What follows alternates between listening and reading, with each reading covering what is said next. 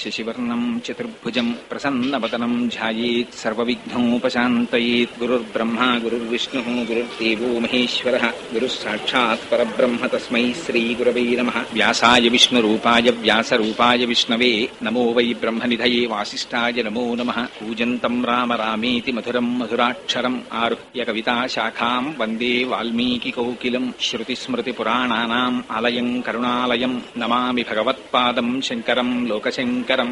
శంకరం శంకరాచార్యం కేశవం బాదరాయణం సూత్రభాష్యకృతౌ వందే భగవంతౌ పునః పునః. వాగర్ధాయివ సంపృక్తౌ వాగర్ధ ప్రతిపత్తయే జగతః పితరౌ వందే పార్వతీ పరమేశ్వరౌ. సూక్తిం సమగ్రేతు న స్వయమేవ లక్ష్మీః శ్రీరంగరాజమహిషీమధురైఃకటాక్షైః. వైదగ్ధ్యవర్ణగుణకుంభనగౌరవైర్యాం కండూలకర్ణకుహరాः కవయోధయంతి. మేఘశ్యామం పీతకౌసేయవాసం శ్రీవత్సాంకం కౌస్తుభోద్భాసితాంగం పుణ్యోపేతం పుండరీకాయతాక్షం విష్ణుం వందే సర్వలోకైకనాథం. మనోజవం మరుతతుల్యవేగం జితేంద్రియం బుద్ధిమతాం వరిష్టం వాతాత్మజం వనరయూధముఖ్యం శ్రీరామదూతం శిరసా నమామి. ఆపదామపహర్తారం దాతారం సర్వసంపదాం లోకాభిరామం శ్రీరామం భూయో భూయో నమామ్యహం. శ్రీరామచంద్రం శ్రితపారిజాతం సీతాముఖాంబోరుహచించరీకః సమస్తకల్యాణగుణాభిరామः నిరంతరం మంగళమాతనోతు. సింధూరారుణ విగ్రహాం త్రినయనాం మాణిక్యమౌళిస్ఫురత్తారానాయకశేఖరాం స్మితముఖీం ఆపీనవక్షోరుహాం పాణిభ్యాం అళిపూర్ణరత్నచషకం రక్తోత్పలం బిభ్రతీం సౌమ్యాం రక్తకటస్థరక్తచరణాం ధ్యాయేత్ పరేదంబికాం. హరి ఓం. నిన్నటి రోజున గంగావతరణం గురించి 4 మాటలు విజ్ఞాపన చేశాను. ఇవాళ ఆ పరమశివునికి సంబంధించినటువంటి స్వరూపం చాలా చిత్రంగా ఉంటుంది. మిగిలినటువంటి స్వరూపములను మనం చూసినట్లయితే ఏదో కరచరణాదులతో కూడినటువంటి మూర్తులు చూడగానే ఇదిగో ఈ మూర్తి ఇది అని మనం గుర్తుపట్టడానికి వీలు కలిగినటువంటి స్వరూపంతో ఉంటుంది. కానీ పరమశివుడి దగ్గరికి వచ్చేసరికి ఆ మూర్తి చాలా ఆశ్చర్యకరం. ఆయనది అసలు ఒక స్వరూపం కాదు, చాలా చిత్రాతి చిత్రమైనటువంటి స్వరూపం. ఒక చోట కరచరణాదులతో కనపడతాడు, ఒక చోట అర్ధనారీశ్వర స్వరూపంగా కనపడతాడు, ఒక చోట నటరాజుగా కనపడతాడు, ఒక చోట దక్షిణామూర్తిగా కనపడతాడు. అసలు పరమశివుడు పట్టినన్ని ఆయుధములు బహుశः ఏ మూర్తి ఎప్పుడు ఎక్కడా పట్టుండడు. ఎన్ని ముద్రలున్నాయో అన్ని ముద్రలు పరమశివుడు పడతాడు. ఎన్ని ఆభరణాలు, ఎన్ని రకాలైనటువంటి ఆయుధాలు, ఒక్కొక్క స్వరూపంలో రకరకాలైన ఆయుధాలు పట్టుకుంటాడు. అన్నింటికన్నా చిత్రాతి చిత్రమైనటువంటి విషయం ఏమిటంటే ఆయన రూపం ఉన్నవాడా రూపము లేనివాడా చెప్పడం కూడా కష్టం. అరూప రూపి అన్నారు చంద్రశేఖర పరమాచార్యుల వారు. రూపం లేదు అందామంటే లింగస్వరూపం కనపడుతోంది, కంటికి ఒక రూపం కనపడుతోంది కదా, అందుచేత అది లింగస్వరూపం. ఆ లింగస్వరూపం అందామా అంటే అది మూర్తి అనడానికి దానికి కరచరణాదులు లేవు. కాళ్ళున్నాయా, చేతులున్నాయా? లేవు. మరి ఏమిటి లింగస్వరూపం ఏమిటి? పునః లింగస్వరూపం ఉన్నవాడే సాకారంగా కనపడితే పార్వతీ పరమేశ్వరులుగా తల్లిదండ్రులుగా కరచరణాదులతో కనపడతాడు. నాకు బ్రహ్మశ్రీ రామలింగం గారు ఒకసారి క్యాసెట్ ఇచ్చారు. ఆ క్యాసెట్ ఇంటికి వెళ్లి వేసుకున్నాను. వేసుకుంటే అందులో ఒక చిత్రమైన మాట ఉంది. శివ ఎక్కడైనా చూడరాని దాన్ని చూస్తే అబ్బో ఏమిటి ఇలాంటిది కళ్ళపడిందని శివ శివ అంటాం. అసలు నీ రూపం చూస్తే ఎన్ని మాటలు శివ శివ అనాలి, ఎవరిని పిలవాలి అని ఉంది ఆ పాటలో. ఎందుచేతంటే బాహ్య స్వరూపం చూస్తే నిజమే. పునుకల పేరు కంఠమున భూరిభుజంగము భూషణంబుగా ననయము భస్మధారణము ఎద్రి నివాసము మీరు విల్లుగా ననువుగ దంతి చర్మమును హస్తములందు కపాల శూలముల్ పడివడి దాల్తు శంకరు కృపావరు రూపమును ఆశ్రయించదన్నంటారు. ఆయన ఉండేది చూస్తే రుద్రభూమిలో, వేసుకునేది చూస్తే బ్రహ్మాండమైనటువంటి పుర్రెల మాల, పోని చేతిలో పట్టుకునేది చూస్తే బ్రహ్మకపాల, తాగేది చూస్తే హాలాహలం, ఒంటి మీద చూస్తే పావులు, కట్టుకునే చర్మం చూస్తే, వస్త్రం చూస్తే రక్తం ఓడుతున్నటువంటి ఏనుగు తోలు, పైన కప్పుకున్నది చూస్తే పులితోలు. ఇన్ని అవలక్షణాలతో కనపడిన వాడిలా కనపడుతూ పోని ఇటువంటి మూర్తి ఏమిటో ఇంత మంగళకరంగా ఉంటాడండి స్వామి. ఆ శంకరుడి దగ్గరికి ఎవరెళ్ళైన పాదాలు పట్టుకోగలరు? బుస్సను పక్క పాములా, ఓ పక్క రక్తం ఓడుతున్న ఏనుగు చర్మమా, ఓ పక్కనేమో 3 కన్నులా, ఓ పక్క చంద్రవంక, పెద్ద జటాజూటమా? ఏమందం ఉందండి శంకరుడికి. అదే మా స్వామి శ్రీ మహావిష్ణువో. మేఘశ్యామం పీతకౌసేయ వాసం శ్రీవత్సాంకం కౌస్తుభోద్భాసితాంగం పుణ్యోపేతం పుండరీకాయతాక్షం విష్ణుం వందే సర్వలోకైకనాథం. అంత అందగాడు కదా. ఏమిటండి శివుడు ఎందుకు ఇలా ఉంటాడు అనుకుందామంటే చిత్రం ఏమిటో తెలుసా అండి? ఆ శంకరుడి అందం చూసి ముచ్చట పడిపోయి పూజ చేసిన వాడు మొట్టమొదట అసలు శ్రీ మహావిష్ణువు. ఎంత పూజ చేశాడంటే ఆయన సామాన్యమైన పూజ కాదు. కాళహస్తీశ్వర శతకంలో ధూర్జటి దెప్పి పొడిచాడు. వన్నీ ఏనుగుతోలు దుప్పటము బువ్వా కాలకూటంబు చేగిన్నే బ్రహ్మకపాలముగ్రమగు భోగే కంఠహారంబు నిన్నీలాగున నుండియుం తెలిసియుం నీపాద మూలంబునం చేర్చం నారాయణుడెట్లు మానసమునం శ్రీకాళహస్తీశ్వర. ఏమిటో స్వామి నువ్వు చూస్తే ఈ ఏనుగుతోలు కప్పుకుని ఈ బ్రహ్మకపాలం పట్టుకుని హాలాహలం తాగుతూ ఇలా ఉన్నట్టుంటావు. అంత అందగాడిగా కనపడే శ్రీ మహావిష్ణువు చూస్తే నీ పాదాల దగ్గర కూర్చుని ఇంత పూజ చేసి నీలో సగభాగాన్ని పొందాడు. పార్వతీదేవి కన్నా కూడా ముందు పరమశివుడిలో ఉన్నటువంటి సగభాగాన్ని పొందినటువంటి వాడు శ్రీమన్నారాయణుడు. అందుకనే హరిహరమూర్తి అని ఒక మూర్తి స్కాంద పురాణాంతర్గతంగా శివాష్టోత్తర శతనామావళిని పార్వతీదేవికి ఉపదేశించి అమ్మవారు అయ్యవారిలో అర్ధభాగాన్ని పొందడానికి కావలసినటువంటి నామములను ఉపదేశము చేసినటువంటి ఖ్యాతి శ్రీమన్నారాయణుడికి దక్కింది. మరి ఏమిటి, ఎందుకు శ్రీమన్నారాయణుడు అంత ఉపాసన చేసినట్లు? అది మంగళకరమైన స్వరూపమా అమంగళకరమైన స్వరూపమా? ఎందుకు అలా ఉంటాడు? అసలు నిజంగా ఒక స్వరూపం అలా ఉండడం సాధ్యమయ్యేటటువంటి విషయమా? ఎవడైనా శ్మశానంలో ఉంటాడా? శంకర భగవత్పాదులు అయితే శివానంద లహరిలో చాలా ఆశ్చర్యకరమైన శ్లోకం ఒకటి చెప్పారు. స్వామి మీ దగ్గరికి వస్తాం, ఒక నమస్కారం చేస్తాం, కానీ మాకు మాత్రం ఎప్పుడూ పొరపాటున కూడా మీ ఇంటికి వచ్చినప్పుడు ఒక కప్పు కాఫీ తాగమని అడక్కండి అన్నారు. ఎందుకని? పరమశివుడి ఇంటికి మనం వెళ్ళామనుకోండి, మన ఇంటికి వస్తే ఏం చేస్తాం? అయ్యో పెద్దలు వచ్చారని, ఏ దొరగారో వచ్చారనుకోండి మన ఇంటికి, దొరగారు ఒక కప్పు కాఫీ తాగండి అంటాం. వారు కాఫీ తాగరనుకోండి, అసలు ఒక కప్పు కాఫీ తాగండి అంటాం. అలా పరమశివుడి ఇంటికి వెడితే స్వామి కూడా ఏమో శంకరా వచ్చావా రా అని తను తాగుతున్నటువంటి హాలాహలం కొంచెం ఇస్తావేమో. అశనం గరళం, నువ్వు తాగేది చూస్తే గలవం, నాకెందుకు స్వామి వద్దు. అశనం గరళం, పోన్లేవయ్యా నా మెళ్ళో హారం ఒకటి తీసి నీ మెళ్ళో వేస్తానంటావేమో, అసలొద్దు. ఫణీకలాపో, మెళ్ళో చూస్తే పాములు వేసుకుని ఉంటావు.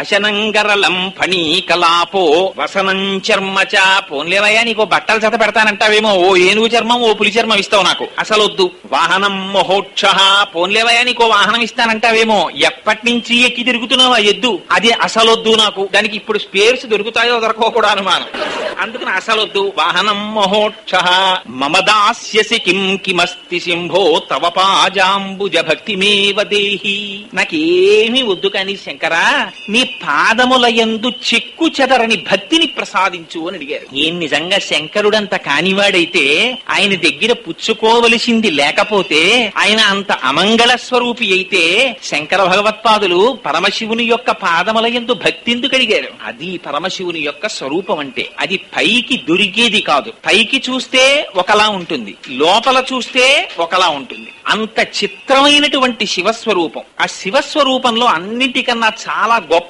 విశేషం, ఎవ్వరికీ లేనటువంటి పేరు ఒక్క శంకరుడికి మాత్రమే ఉన్నది, మహాదేవుడు. ఆయనకి మాత్రమే మహాదేవుడని పేరు, ఒక్క శ్రీ మహావిష్ణువుకు మాత్రమే పురుషోత్తముడని పేరు. మహాదేవుడన్న పేరు పరమశివుడికి రావడానికి కారణాన్ని వేదం శృతిమాత చెప్పింది. ఇందుచేత తమీశ్వరాణం పరమం మహేశ్వరం తం దేవతానాం పరమంచ దైవతం అంది. స్వామి నువ్వు ఈశ్వరులకు ఈశ్వరుడు, నియామకులకు నియామకుడవు. ఇందుచేత ఈ సమస్త బ్రహ్మాండములనన్నింటినీ కూడా తుట్టతుదర తనలోనికి లయం చేసుకుంటాడు శంకరుడు. చేసుకున్నటువంటిది కేవలం సృష్టి స్థితి లయ అనుగ్రహ తిరోధానము అనుగ్రహము అనే ఇది చేస్తాడు. అందుకే అమ్మవారికి పంచకృత్య పరాయణ అని పేరు. తిరోధానం అంటే ఈ సమస్త బ్రహ్మాండములను తమలోకి లయం చేసుకున్న తరువాత వాటిని అలా కాపాడడాన్ని తిరోధానం అంటారు. తిరిగి వాటిని తనలోంచి బయటికి వెలువరిస్తాడు. ఆ ప్రక్రియకి అనుగ్రహం అని పేరు. ఇవన్నీ చేసేటటువంటిది పరమశివుడు మాత్రమే చేస్తాడు. అందుకే ఆయనే సృష్టికర్త, ఆయనే స్థితికర్త, ఆయనే లయకర్త. పైకి కనపడడానికి ఆయన లయకారకుడిగా చెప్పబడతాడు, కానీ సమస్తము ఆయనలోంచి వస్తుంది, ఆయనలోకి వెళ్ళిపోతుంది, ఆయన చేత నిలబెట్టబడుతుంది. ఆయనే బ్రహ్మ, ఆయనే విష్ణువు, ఆయనే సదాశివుడు. అందుకే పోతన గారు అంటారు, మూడు మూర్తులకు మూడు కాలములకు ముడు లోకములకు మూలమొగచు భేదమగుచు తుది కభేదమయ్యొప్పారు బ్రహ్మమనగ నీవే పాలనయన. స్వామి నీకు మూడో కన్నుంది, ఎవ్వరికీ లేదు. ఈ మాట పోతన గారు ఎంత జాగ్రత్తగా వాడారో చూడండి. ఇతరమైనటువంటి ఏ దేవతలు కూడా మూడవ కన్ను ఉండదు, ఒక్క శంకరుడికి మాత్రమే మూడో కన్ను ఉంటుంది. ఏమా మూడో కన్ను ఉండడానికి కారణం ఏమిటి అంటే ఆయన సూర్యుడు, చంద్రుడు, అగ్నిహోత్రం అనేటటువంటి మూడింటిని నేత్రములుగా కలిగి ఉంటాడు. ఈ మూడింటి చేతనే సమస్త లోకములు పోషింపబడతాయి. పేరాల భరత శర్మ గారు మహానుభావుడు శారదానంద లహరి రాస్తూ ఎంత అందమైన మాట వాడారంటే, అమ్మా నువ్వు నీ రెండు స్తన్యముల చేత ఈ జగత్తునంతటిని పోషించాలి, కానీ నీకున్న ఇద్దరు పిల్లలున్నారే వాళ్ళిద్దరూ పాలన్నీ తాగేస్తున్నారమ్మా. ఒక్కడు ఇంగుముఖంబునను మరొక్కడు ఆరుముగాలతోడ నీ యొక్కున పాలు త్రావ జగమంతయు బిడ్డలు కన్న తల్లి ఏ దిక్కున పోషించదవో అని. అమ్మా ఆ ఏనుగు ముఖంతో ఒకడు విఘ్నేశ్వరుడు, ఆరు ముఖాలతో ఒకడు సుబ్రహ్మణ్యుడు, ఇద్దరు చిరోస్తన్యం పట్టుకు తాగేస్తున్నారు. ఇంకా మమ్మల్ని అందరినీ నువ్వే సామాన్యమైన తల్లివా నువ్వు? అమ్మల గన్నయమ్మ ముగురమ్మల మూలపుటమ్మ చాలా పెద్దమ్మ సురారులమ్మ కడుపారడి బుచ్చినయమ్మ తన్ను లోనమ్మిన వేల్పుటమ్మల మనంబున ఉండెడి అమ్మ దుర్గ మాయమ్మ. అయ్యమ్మ నువ్వు ఎప్పుడు పోషిస్తావమ్మా ఈ లోకాలన్నింటినీ అంటే అమ్మవారందిట ఒక్కడు ఏనుగు ముఖంబునను మరొక్కడు ఆరుముగాలతోడ తన జక్కున పాలు త్రావ జగమంతయు బిడ్డలు కన్న తల్లి నీడెక్కడ నుండి చేపెదకో ఇనబింబము చంద్రబింబము తక్కక నీ యురంబునను తల్పకయున్న అహర్నిశల్సతి అంటారు. సూర్యబింబాన్ని చంద్రబింబాన్ని రెండు స్తన్యములుగా చేసుకుంది అమ్మవారు. ఆ సూర్య చంద్రుల చేత ఈ సమస్త లోకములను పోషిస్తోందిట తల్లి. పరమశివుడు కూడా శివ శివ, వాళ్ళిద్దరికీ భేదం ఉండదు. రుద్ర రుద్రాణి, శంభు శాంభవి, వాళ్ళిద్దరి పేర్లు కూడా అంతగా కలిసిపోయి ఉంటాయి. వాగర్ధ వివసంపృక్తం వాగర్ధ ప్రతిపత్తయే జగత పితరం వందే పార్వతీ పరమేశ్వరవు అంటాడు కాళిదాసు. వాళ్ళిద్దరూ వాక్కు అర్థము, సూర్యుడు కాంతి, రత్నము ప్రభ, పువ్వు తావి, ఇవన్నీ విడదీయరాని విధంగా ఒకదానితో ఒకటి కలిసి ఎలా ఉంటాయో పార్వతీ పరమేశ్వర స్వరూపం కూడా అంతగా కలిసి ఉంటుంది. అందుచేత ఆయన ఆ మూడు నేత్రములు ఉండడం అంటే ఆ మూడు నేత్రముల చేత సమస్త జగత్తుని పోషిస్తాడు. లలాటమునందుండేటటువంటి పరమశివుని యొక్క నేత్రాన్ని విచ్చి చూస్తే ఈ జగత్తు కనపడదు, అది జ్ఞాననేత్రం. ఆ జ్ఞాననేత్రం చేత చూసినప్పుడు బాహ్య నేత్రం చేత కనపడేటటువంటి జగత్, జగత్ అంటే జాయతే గచ్చతే ఇది జగత్, వచ్చి వెళ్ళిపోయేటటువంటిది ఏదుందో దాన్ని జగత్ అంటారు. అందుకే పరమశివుడికి మాత్రమే మూడు కన్నులుంటాయి కాబట్టి ఆయన్ని ఒక మాటతో పిలుస్తారు. షడ్రిపు షడూర్మి షడ్వికారహర సన్ముఖ షణ్ముఖ జనక సాంబ సదాశివ సాంబ సదాశివ అని ఆ స్వామిని భజన చేస్తారు. ఎందుకని షడ్రిపు షడూర్మి షడ్వికారహర ఈ మూడింటిని ఆయన తీసేస్తాట. ఏమిటా మూడు? షడ్రిపులు, ఆరుగురు శత్రువులను తీయగలిగిన వాడు శంకరుడు. కామ క్రోధ లోభ మద మోహ మాత్సర్యములు, వీటిని మనం తీసేద్దామంటే తీసేయడం కుదరదు. ఇవి నోటితో చెప్పినంత తేలిక కాదు. వ్యాస భగవానుడు దేవీ భాగవతంలో అంటాడు, ఇంద్రియాణి బలిష్టాని నని యుక్తాని మానద వికారాం స్థానని అపక్వస్య ప్రకుర్వంతి వికారాం స్థాననేకశః. హోయ్ పిచ్చాడా, ఏమిటో నన్ను నేను నిగ్రహించుకుంటాననుకుంటున్నావు, నీ ఇంద్రియాల్ని నిగ్రహించుకోవడం అంత తేలిక అనుకుంటున్నావేమో. ప్రపంచమంతా బయట తిరుగుతావు కానీ ఇక్కడే ఉన్నటువంటి ఇంద్రియములను నువ్వు నిగ్రహించుకోలేవు. కన్ను చూడకూడని దానిని చూడకుండా కంటిని నిగ్రహించలేవు, వినకూడని దానిని వినకుండా చెవిని నిగ్రహించలేవు, స్పర్శించకూడని దాన్ని ముట్టుకోకుండా చర్మాన్ని నిగ్రహించలేవు, రుచి చూడకూడని దానిని రుచి చూడకుండా నాలుకని నిగ్రహించలేవు. ఇంద్రియాలకన్నింటికి బానిసవై నువ్వు బ్రతుకుతున్నావు. సంకల్ప వికల్ప సంఘాతమైనటువంటి మనస్సు గుర్రముల మాదిరి నిన్ను ఈడ్చుకుపోతోంది. ఆ ఇంద్రియముల చేత వశుడవై నువ్వు తిరుగుతున్నావు. అటువంటి ఇంద్రియముల యొక్క ప్రకోపమైన షడ్రిపులను పరిమార్చగలిగినటువంటి వాడు శంకరుడు. షడ్రిపు షడూర్మి, మనకి 6 ఊర్ములను ఉంటాయి. ఇవి ఎప్పుడు మారి మారి మారి మారి మారి మారి వస్తూనే ఉంటాయి. అవే ఆకలి, దప్పిక, శోకము, మోహము, జర, మరణము. అంతే మనుష్య జీవితం. మనుష్య జీవితం ఏమిటి? సమస్త పిపీలికాది పర్యంతంలో మీరు దేన్ని చూడండి ఇంతే, ఇవే జరుగుతుంటాయి. ఆకలేస్తుంది, తింటాడు. తినడం కూడా మళ్ళీ విచిత్రం. కడుపు ఆహారము చేత కడుపును నింపమని మాత్రమే అడుగుతుంది. అడగడం కూడా లోపల నుంచి శంకరుడు అడుగుతాడు. ప్రాణ అపాన వ్యాన బుధాన సమాన నాగ కూర్మ కృకర ధనంజయ దేవదత్తములని 10 వాయువుల రూపంలో స్వామి లోపల పనిచేస్తూ ఉంటాడు. అందులో ఆ ఆకలి వేసినప్పుడు కృకరం అనేటటువంటి వాయువు పనిచేస్తుంది. ఇక్కడ మంట వచ్చినట్టయి ఏదో లోపల పడైపోయి అంటుంది. లోపల పడైపోయి అని అడిగినటువంటి కడుపు ఎన్నడూ రుచిని కోరదు. మీరు జాగ్రత్తగా గుర్తుపెట్టుకోవాలి. ఉప్పు లేని పప్పుతో తిన్నా కడుపు ఒల్లనని అనదు. ఇలా ఉండు అని అడిగేదేది? వంకాయలు తెచ్చాను ఉల్లికారమే పెట్టు అని అడిగేదేది? కొత్తిమీరితో ఉండకని. నాలుగు అడుగుతుంది. రసేంద్రియానికి కడుపుకి బద్ధ విరోధం. ఇది ఇంకాతే ఇంకాతే ఇంకాతే అంటుంది. ఇది దాటిపోయిన తరువాత ఇక్కడికి వెళ్ళినదంతా ఇక అమాశయ పాకమే. పప్పు, కూర, పచ్చడి, పులుసు, స్వీటు, హాటు, లాలాజనం అన్ని కలిసిపోయి ఇక్కడికి ఎడితే అహం వైశ్వానరో భూత్వా ప్రాణినాం దేహమాశ్రిత. మహానుభావుడు అగ్నిహోత్రమై ఆయన పచనం చేస్తున్నాడు. ఎవరు పుచ్చుకుంటారండి? మనం తిన్నది ఒక్కసారి బయటికి వస్తే మళ్ళీ మనం తినం. కానీ లోపల ఉండి పరమాత్మ దాన్ని పచనం చేసి తెల్లవారేటప్పటికి శక్తిగా మార్చి రక్తంగా మారుస్తున్నారు. ఇన్నింటిని తయారు చేయగలరు, కానీ రక్తాన్ని తయారు చేయగలిగిన ఫ్యాక్టరీని చూపించండి. అది ఒక్క పరమేశ్వర సృష్టి. రక్తం వేరొక చోట తయారు కాదు. శరీరంలో పరమేశ్వరుడే తయారు చేయాలంతే. ఆయన శాసనం అయ్యేంత వరకు మాత్రమే ఊపిరి. ఆయన శాసనం అయిపోయిందా వేరొక్క ఊపిరి తీయడం కుదరదు. అదిగో అటువంటి వాడై లోపల ఉండి నియంత్రిస్తుంటాడు మహానుభావుడు. అందుచేత సమస్త లోకములను పోషించేటటువంటి స్వభావం ఉన్నవాడు. చేత ఆకలి, దాహము, శోకము మనకేమిటి? ఆకలి వేస్తుంది, తింటాం, అరిగిపోతుంది. మళ్ళీ ఆకలి, మళ్ళీ తింటాం, అరిగిపోతుంది, మళ్ళీ తింటాం. అందుకే శరీరాన్ని అన్న వికారము అన్నారు. తిన్నాడు తిన్నాడు తిన్నాడు, తిన్నదంతా మారింది శరీరంగా. అన్నం అంటే తన చేత తినబడునది, తనని తినునది. ఆఖరణ అది మన తినేస్తుంది. ఇది తినకని డాక్టర్ అంటాడు. జిహ్వచాపల్యానికి అదే తింటాడు, అది విని తినేస్తుంది ఆఖరికి. అందుచేత రెండర్థాలు అన్నానికి. అందుచేత ఆకలి, దాహము, శోకము, మోహము ఎప్పుడూ ఏడుపి. ఎందుకు ఏడుపు అంటే కోరిక. ఆ కోరికలు ఎవ్వడూ తీర్చుకోలేడు. పులినోట చేయి పెట్టి పొడు వంగవచ్చు, పలుమార్లు వచ్చెడి కోర్కెలీడేర్చరాదు.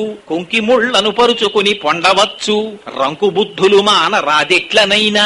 ఇనుప స్తంభము కాల్చి ఎదమోపవచ్చు, తన వారిపై ప్రీతి తగ్గింపరాదు. ఎన్ని పనులైనా చెయ్యొచ్చు, ఎత్తి మొయ్యగవచ్చు ఏ నుంగునైనా.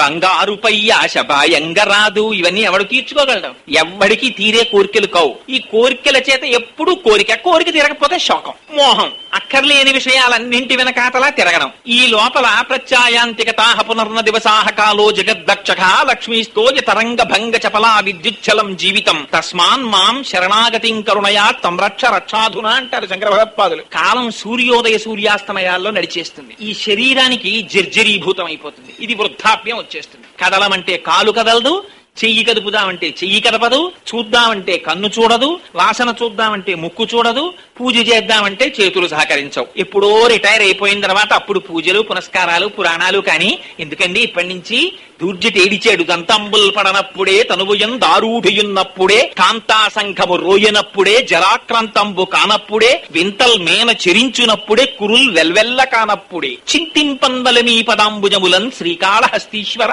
ఓపికన్నప్పుడు అర్చన చేయాలి, కానీ ఓపిక అయిపోయిన తర్వాత నువ్వు చేసే అర్చనే ఉంటుంది ఇంకా. అందుకని అదిగో ఆ షడ్రిపు, షడూర్మి, షడ్వికారహర 6 వికారములుంటాయి. ఈ సమస్త జగత్ అంతేనండి. మీరు జ్ఞాన దృష్టితో చూస్తే సమస్త జగత్తుకుండేదంతే.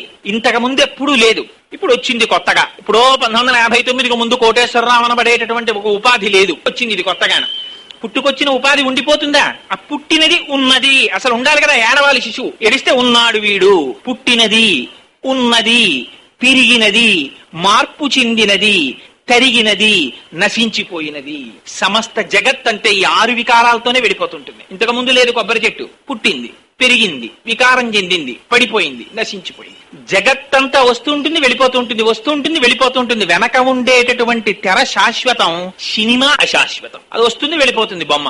అలా జగత్తు కూడా వస్తూ ఉంటుంది, వెళ్ళిపోతూ ఉంటుంది. కానీ ఎవడి మానాన వాడు మాత్రం పెద్ద ధైర్యం. ఏమిటో వాళ్ళు వెళ్ళిపోయారు కానీ నాయకులు, నేను వెళ్ళిపోతానా, నేను ఉండిపోతాననుకుంటూ ఉంటాడు. ఎంత చిత్రంగా చెప్తారంటే, పక్కింట్లో దొంగలు పడ్డారండి అంటే 6 నెలలు ఇంటి తాళాలు వేసుకోకుండా పడుకోడు. పక్కింట్లో ఎవరో చచ్చిపోయారండి అంటే మాత్రం అయ్యో మన ఇంట్లో కూడా నేను వెళ్ళిపోతాను కదా, ఏదో ఒక నాడు ఉండిపోతానా, అందుకని జాగ్రత్తగా పెట్టే సర్దుకుందాం ఇప్పటి నుంచి అని చెప్పి సర్దుకునేవాడు కనపట్టలేదురా అని శంకర భగవత్పాదులు భజగోవిందంలో వాత పెట్టి మాట్లాడారు. నలినీదలగత జలమతి తరలం తత్వజీవితమతిశయ చపలం విద్ధిర్యాద్యభిమానగ్రస్తం లోకం శోకచ హంత సమస్తం అన్నారు. తామరాకు మీద నీటి బొట్టు లాంటి జీవితంలో ఎన్ని సంబంధాలు రా వీడికి, కొడుకులు, కోడళ్ళు, కూతుళ్ళు, అల్లుళ్ళు. ఒక్కసారి ఊపిరి వెళ్ళిపోయిందో ఆ కట్టెను అక్కడ పడుకోపెడితే ఇన్ని శరీరాలు వస్తాయి అక్కడికి. కొడుకులు వస్తారు, కోడళ్ళు వస్తారు, అల్లుళ్ళు వస్తారు, ఇంతమంది వస్తారు. ఒక్కసారి ఇలా కన్ను తెరవదు, చూడదు, మాట్లాడదు. తీసుకెళ్లి నారేసి కట్టి శ్మశాన వాటికలోకి తీసుకెళ్లి దహించేస్తున్నారు. ఏమైపోయింది? కల్లరి బొమ్మయౌ కాయమ్ములొల్లా అద్దె కొంపల పోలు ఆ భోగముల్లా. ఆ లోకాలు శాశ్వత అవి కాదు. పాయని పాపమౌ భాగ్యమే నొల్లా తను పెంచు దొంగలౌ తనయుల నొల్లా. వీడు వెంటనే మాటలు వేసేసుకుంటాడు. నీవేనా భాగ్యంబు నీవేనా గతివి నీవేనా బంధుండ నీవేనా సుఖము అని శంకరుండి ప్రార్థన చేస్తారు. స్వామి ఇవన్నీ ఉండిపోయేవా? ఇవన్నీ ఏం ఉండేవు కావు స్వామి, ముందు చావుండంగమురి ఎంగనగుని. అందుకని షడ్రిపు షడూర్మి షడ్వికారహర సన్ముఖ షణ్ముఖ జనక సాంబ సదాశివ సాంబ సదాశివ శరణం మే తవ చరణయుగం. స్వామి నీ పాదములు పట్టుకుంటున్నామయ్యా అంటారు. వీటిని తీయగలిగినటువంటి వాడు శివుడు.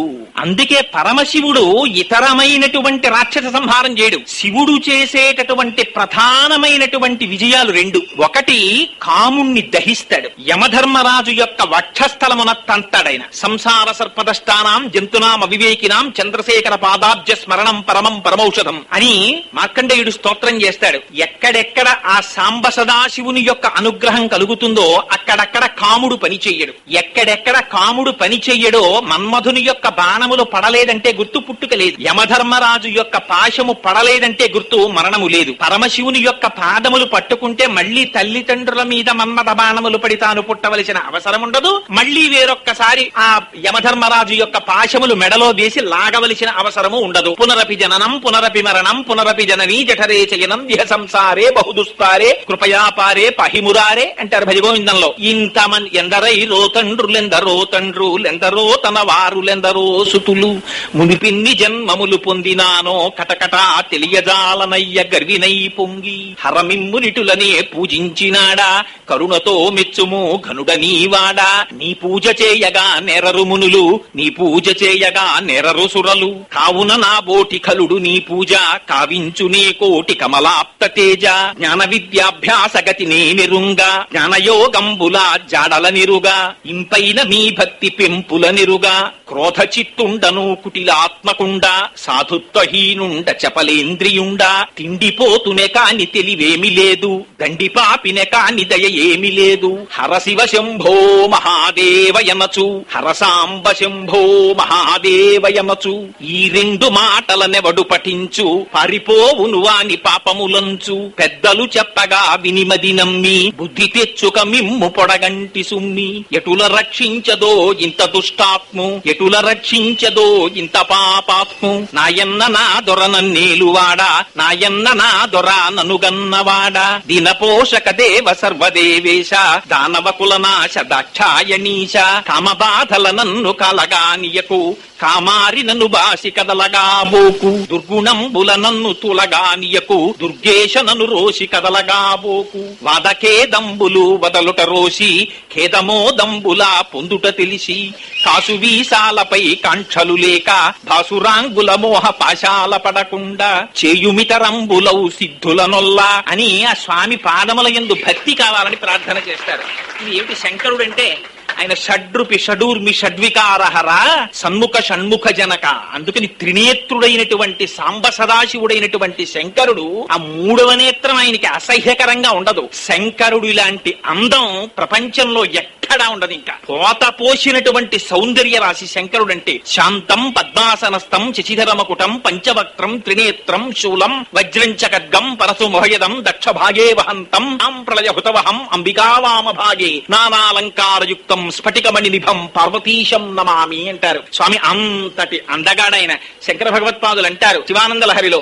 త్రైవేద్యం హృద్యం త్రిపురహరమాద్యం త్రినయనం జటాభారోధారో చలదురగహారం మృగధరం మహాదేవో దేవో మయి సదయ భావం పశుపతిం చిదాలంబం సాంబం శివమతి విడంబం హృది భజే అంటారు. ఆయన త్రైవేద్యం హృద్యం త్రిపురహరమాద్యం త్రినయనం అన్ని మూడు మీద ఉన్నవాడు. త్రిగుణం త్రిగుణాకారం త్రినేత్రం చిత్రియాయుధం త్రిజన్మ పాప సంహారం ఏకబిల్వం శివార్పణం. అంతటి వాడు కనుక త్రినేత్రధారి కనుక మహాను మహానుభావుడు తలుచుకున్నంత మాత్రం చేత జ్ఞానం ఇయ్యగలిగిన వాడు, సమస్త సంపదలు ఇయ్యగలిగిన వాడు. శంకరుడి కన్నా ఐశ్వర్యం ప్రపంచంలో ఎక్కడుంటుందండి? తాను దాచుకున్నవాడు ఐశ్వర్యవంతుడు కాడు. త్యాగే నైకే అమృతత్వ మానసు, ఒకరికి పెట్టినవాడు ఐశ్వర్యవంతుడు. అందుకే శంకరుడికి తాను దాచుకున్నది ఉండదు, శంకరుడు ఒకరికి పెట్టినది మాత్రమే ఉంటుంది. అందుకే తానెప్పుడు నిరాడంబరుడై ఉంటాడు, ఆయన ధ్యానమూర్తి అయి ఉంటాడు. ఆయన శ్మశానవాసి, పరమశివుడు శ్మశానంలో ఉంటాడు, శ్మశాన దేవత,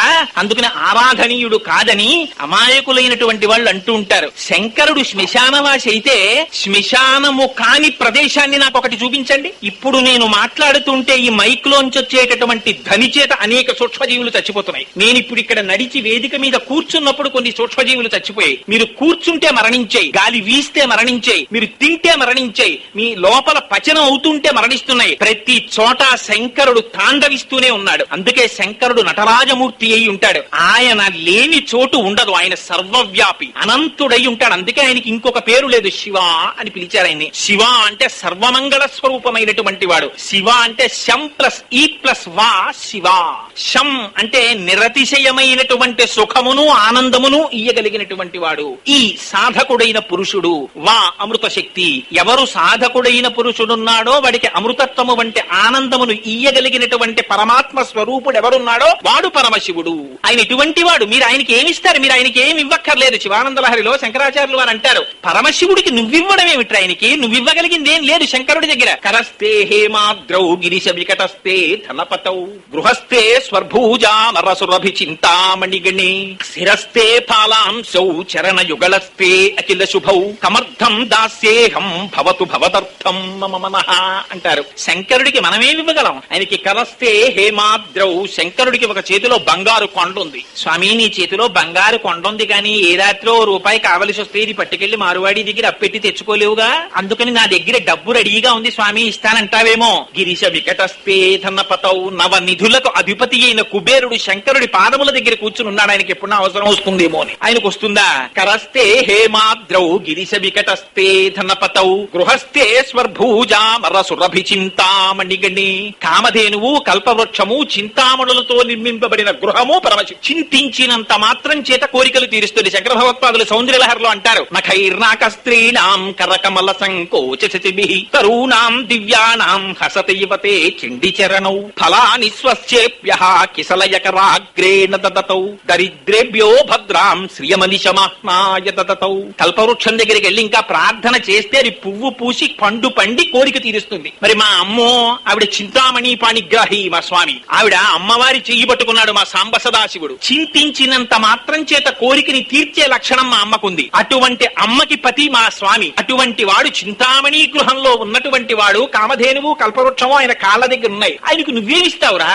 గృహస్థే స్వర్భూజామరసురభి చింతామణిగణి శిరస్తే ఫలాంశౌ చరణయుగళస్తే అఖిల శుభౌ. స్వామి, నీకు అన్నీ ఉన్నాయి కానీ మృత్యుంజయుడవు కావుగా, అందుకని నీకు నేను ఔషధం ఇస్తానంటావేమో. ఆయన శిరస్తే ఫలాంశౌ. ఆయన తల మీద చంద్రరేఖ ఉంది. చంద్రరేఖని తల మీద కలిగి ఉన్నాడు అంటే ఆయన కాలాతీతుడు అని గుర్తు. చంద్రోద్భాసిత శేఖరే స్మరహరే గంగాధరే శంకరే సర్పైర్భూషిత కంఠకర్ణ వివరే నేత్రోత్థ వైశ్వానరే దంతిత్వకృత సుందరాంబరధరే త్రైలోక్య సారే హరే మోక్షార్థం కురు చిత్త వృత్తి మమలాం అంతైస్తు కింకర్మభిః అని శంకరులు స్తోత్రం చేస్తారు. అమలం కమలోద్భవగీత గుణం సమదం సమదా సురనాచకరం రమణీయ రుచిం కమనీయతనం నమః సాంబ శివం తత పాపహరం శివం శంకరం బంధురం సుందరేశం నటేశం గణేశం గిరీశం మహేశం దినేశేందు నేత్రం సుగాత్రం మృళానీపతిం శ్రీ గిరీశం హృదాభావయామి భృంగీచ్ఛానటనోత్కట కరిమదగ్రాహీ స్ఫురన్ మాధవ లాదో నారయితో మహాసిత వపు పంచేషు బాణాధృత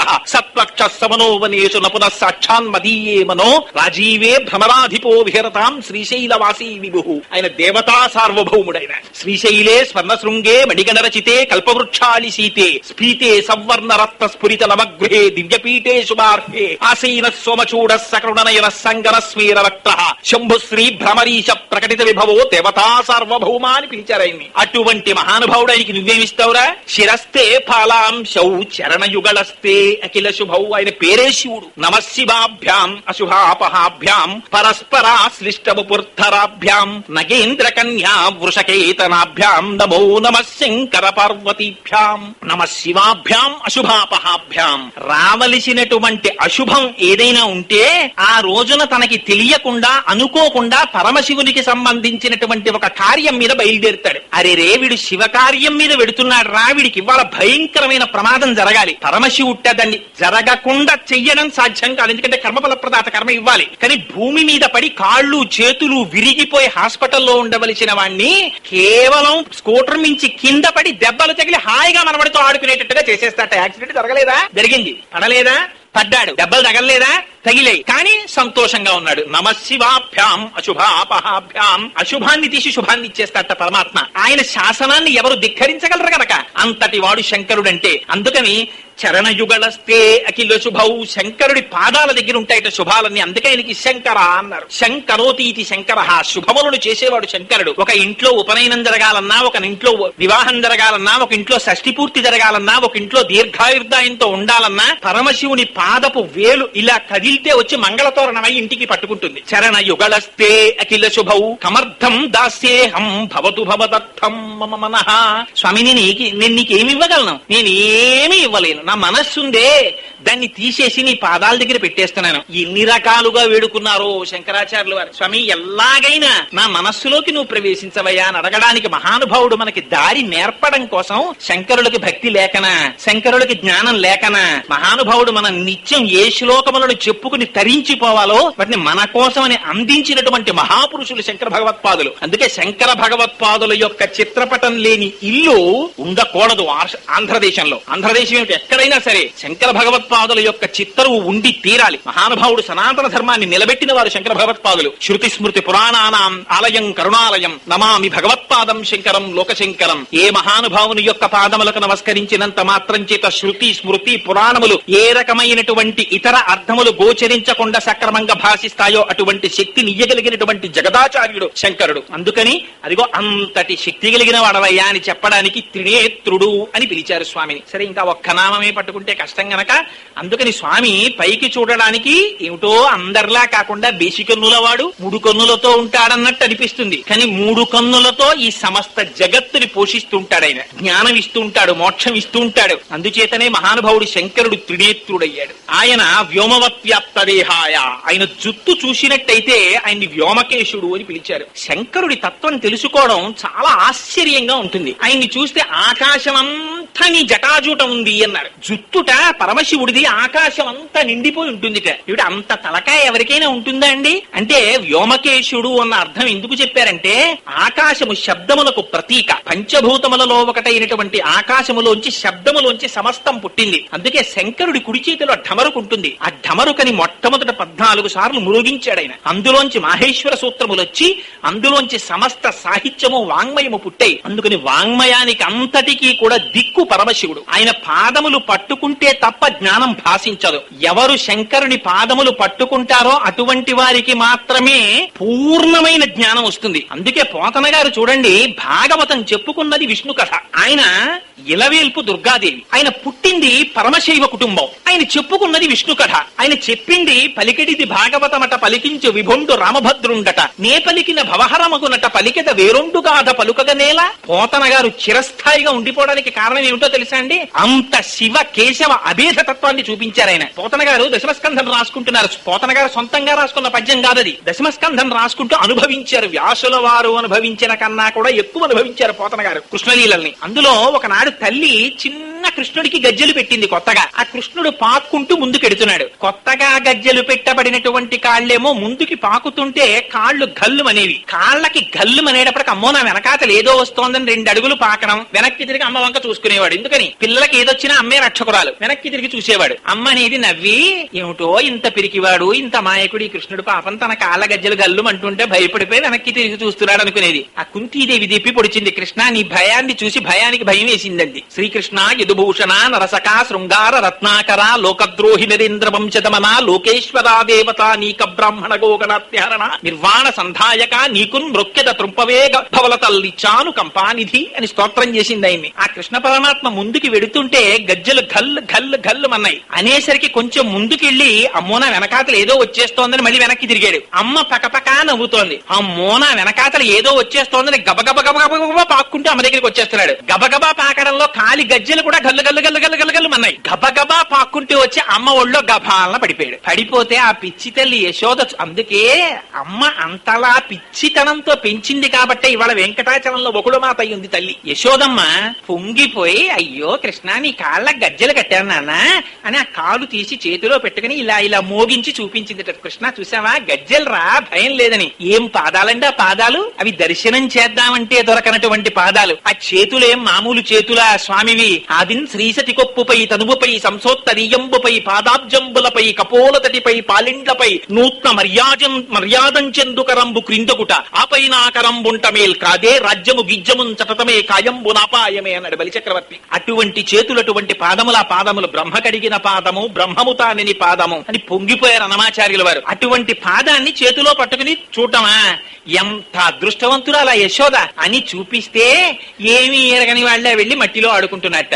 ఆడుకుంటూ ఆ పిల్లల్లాగా ఒళ్ళు మట్టి అంతా తీసి ఒంటి మీద పోసుకున్నాడు. చక్కగా ఇలా కూర్చున్నాడు, రెండు కాళ్ళు జాపుకున్నాడు.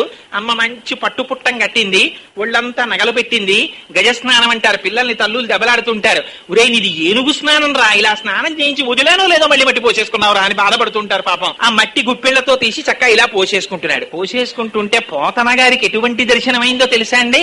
మట్టి పోసుకుంటున్న కృష్ణుడు కనపడలేదు పోతన గారికి. తనువునంటి నధరణీ పరాగంబు పూసిన నిరిభూతి పూతగాగా ముందర వెలుగొందు ముక్తాలలామంబు తొగల సంగటిగా నితునకగాగా ఫలభాగంబుపై పరగునా విరిబొట్టు కాముని కాల్చిన కన్నుగాగా అని కంఠమాలికలో నిఘన నీల రత్నంబు కమనీయ మగుమెడ కప్పుగాగా హరవల్లులు రగహరవల్లులు కాగ బాలలీల ప్రౌఢ బాలకుండు శివుని పగిది నొప్పె శివునకును తనకును వేరులేమి తెలియదలయునట్లు. ఈ శివకేశవ అభేదం అంటే ఒంటి మీద పోసుకున్నటువంటి ఆ మట్టిట విభూతి రాసుకున్న శంకరుడిలా కనపడ్డట. తనువునంటి నధరణీ పరాగంబు పూసిన నిరిభూతి పూతగాగా ముందర వెలుగొందు ముక్తాలలామంబు తొగల సంగటిగా నితునకగాగా. అమ్మ చక్క కొప్పొకటి వేసి దానికి ముత్యాలహారం కట్టింది. అది చూస్తుంటేట పరమశివుడు తన కపద్ది అని ఆ జటాజూటానికి కట్టుకున్న పావుల్లా కనపడుతున్నాయిట. ఆ చంద్రవంకలా కనపడిందిట. తొగల సంగటిగా నితునకగాగా ఫలభాగంబుపై పరగునా విరిబొట్టు కాముని కాల్చిన కన్నుకాగా.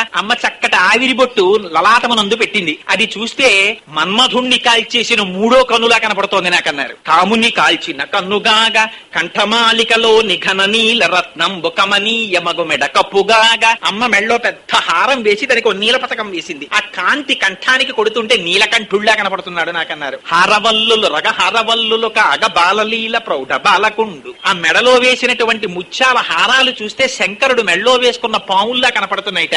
లా కనపడుతున్నాయి కాదు, శివునకును తనకును వేరులేమి తెలియవెలయునట్లు. ఓయ్ పోతనా, నాకు శంకరుడికి తేడా లేదు, మేమిద్దరం ఒక్కటే అని నాకు దర్శనమిచ్చారు కృష్ణ పరమాత్మ అని పొంగిపోయారు పోతన గారు. ఈ శివ కేశవ అభేద జ్ఞానం శంకరుని యొక్క పాదముల నుంచి వస్తుంది. అందుచేత ఆయన మహానుభావుడు మూడు కందులు కలిగినటువంటి వాడు. యమవత్యప్త దేహాయ దక్షిణామూర్తయే నమః. అనంతమై ఆకాశమంతా నిండి నిబిడీకృతమైనటువంటి జటాజూటములు కలిగినటువంటి వాడు. కపర్ది అని పిలుస్తారు ఆయన్ని. నిన్నటి రోజున చెప్పానే, రంగత్తుంగ తరంగ సంఘములతో రంజిల్లు ఘోషంబుతో బంగారంబగు పొంగుతో నురగతో పువ్వాట తుంపర్లతో భంగుల్ సల్పుచు జంఘలించు తన భోభాగము నుండి జారం గంగమ్మను దల్చితే శరమునన్ రంజిల్లుతున్ శంకర. అంత పెద్ద జటాజూటంలో ఆ గంగని పట్టినటువంటి మహానుభావుడైన. తాం వీరనాణ్యం పశ్యామి శూలినః అన్నారు బ్రహ్మగారు. పరమశివుడు తప్ప ఎవడు పట్టగలరా గంగని? ఆయన ఒక్కడు పట్టగలడు, ఆయన్ని ప్రార్థన చేయమన్నారు భగీరథుడిని. అందుచేత అదిగో అది కపర్ది అంటే. ఇంతటి వాడు ఎంత తేలిగ్గా లొంగిపోతాడో తెలుసా అండి? అనంతమై తన జటాజూటము చేత సమస్త ఆకాశమును నిండి నిబిడీకృతమైనటువంటి మహానుభావుడు ఎవరికి అందుతాడు? పోతన గారు అంటారు దశమస్కంధంలో, అష్టమస్కంధంలో చెప్తారు. శివుడంటే ఎవరు అనుకుంటున్నావురా? శివుడంటే నీ కంటితో చూసేవాడు అనుకుంటున్నావా?